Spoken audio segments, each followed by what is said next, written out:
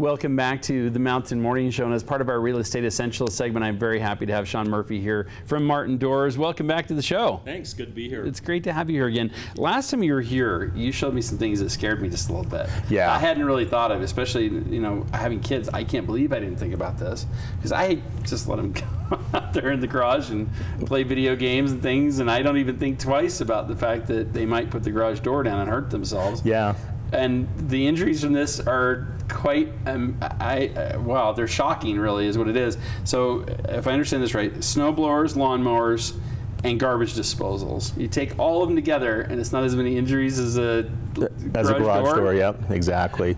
Oh my goodness. I mean, it's kind of crazy when you think about it. A garage door is a large moving object going up and down. It's being supported by a couple cables. It's got an opener that's pushing it up and down.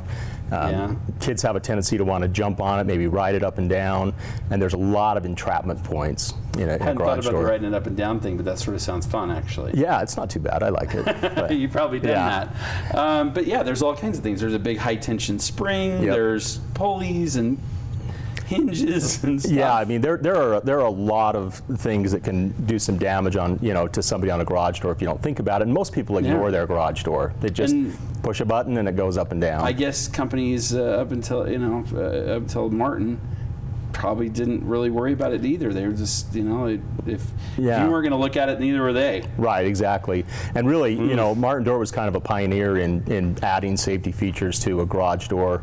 A lot of it has to do with finger entrapment. Right. If you push a button to open a garage door and then the power goes out or your garage door opener breaks or what might happen, you pull a red cord, it releases the door, and then you have to manually operate it. And people aren't used to that. So if you go to the outside, get your hands in between the sections and pull it down, and that's that can hurt really bad. Well, let's talk about how you prevent some of these things and how you guys have built some of the preventions right in. Right. Cool. So what we've done is designed really a finger-safe type of joint, and this just kind of gives an example of it. But as that door is going up and down, these sections bend up into the track, and we've actually put in a safety type of joint that doesn't allow you to get your fingers in there if it's coming down. Yeah, exactly.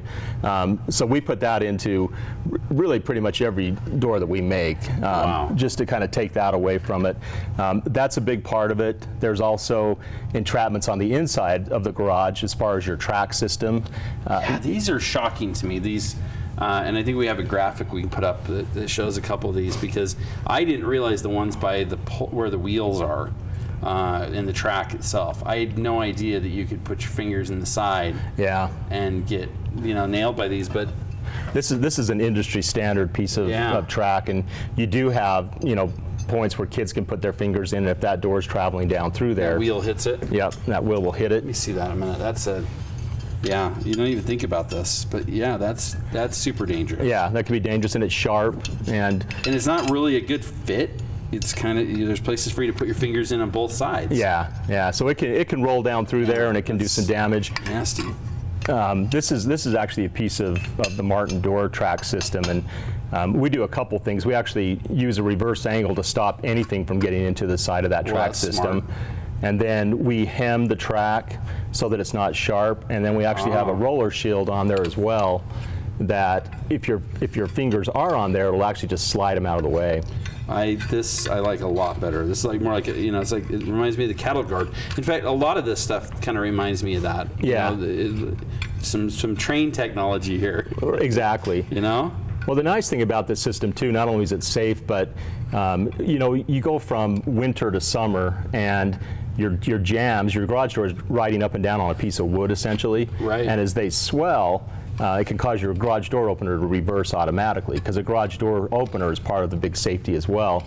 We use a reverse angle, so you can actually put a door in nice and tight in the opening, so you don't get weather coming in the sides or what have you. With that, and a lot of people do. So when a door goes in, a lot of times they'll put it in really loose so that it rattles, and that's so to make up for that swelling of the wood that the door is riding on. With the reverse angle system that we use, the whole door moves in and out, so you can keep it tight. So it's safe safe and it rides better. Wow. Yeah. Nothing.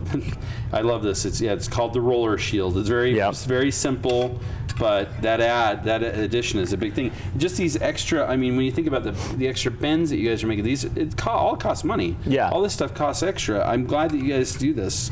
And add this measure of safety. It's really great. Yeah, we really try to take out all the entrapment points and try not to let Mr. Do-It-Yourselfer kind of hurt himself at the same time, because you've got those springs up there that are wound with a lot of tension, and if you go up and try to loosen one of those up, that thing can break loose and just go crazy. Yeah, it could really hurt you. Yeah. And that's a hospital visit. It's a big time hospital visit, and we've really kind of built ours to where it's locked on, so if things are under pressure, it'll kind of stay in place. Yeah, but you can't do it until it's released. At least hopefully not. So talk to me about these. These are some of the hinges that are out there. Yeah, so this is yours. That's our hinge, and that's the back part of a garage door, which is what we have here. So this is the same hinge. It's a little hard to see because it's powder coated, but it doesn't allow the back of the garage door to open up either. So not only are we protecting the front with this joint otherwise here, you have this. Right? Yeah. So that'll gap the back of it and put a big opening there, which from the inside would be an easy thing to grab too. Yeah, you just don't think about this. It just doesn't occur to me.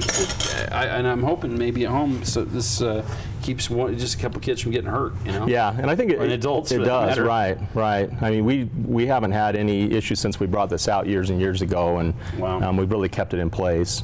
If you've got one of these ones that has some of these possibilities of injury, they're not expensive to change, and frankly, that means it's probably an old enough door it needs to be changed, right? Yeah, it does. We talk about this a lot. When it comes to a door, they're not meant to be on the home your whole life. Right, they're really not. They get noisy, they get loose, they get dangerous. Yeah.